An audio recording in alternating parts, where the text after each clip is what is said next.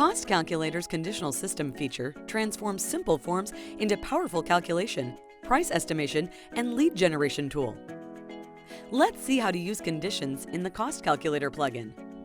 Create a calculator form and click on the Conditions tab.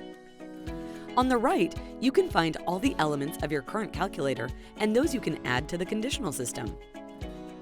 Click on an element that you need and it will appear in the working area. The selected element has 3 connection points from the left, right, and top sides. Left and right points are for changing with other elements.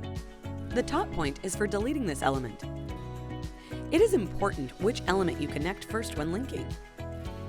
The element from which you take the left or right point is independent. The condition action is applied to the independent elements, and the condition itself is applied to the dependent elements. You can connect a few elements to one condition rule.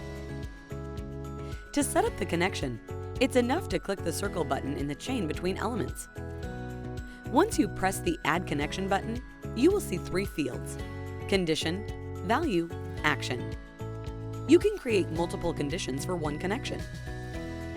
The element that can take string values cannot be put into a condition like elements that include quantity or number. When you set the condition, you can save the changes that will be applied to the calculator. After setting all conditions, save the calculator to preview the result. Let's take an example of making the conditional system more clear. For example, let's write a condition for the annual interest rate depending on the loan amount. We have to link loan amount to the annual interest rate. For the condition, we'll specify that if the loan amount is greater than $15,000, we need to set the annual interest rate to 10. If the loan amount is less than $5,000, the annual interest rate element will be hidden. Let's see the result.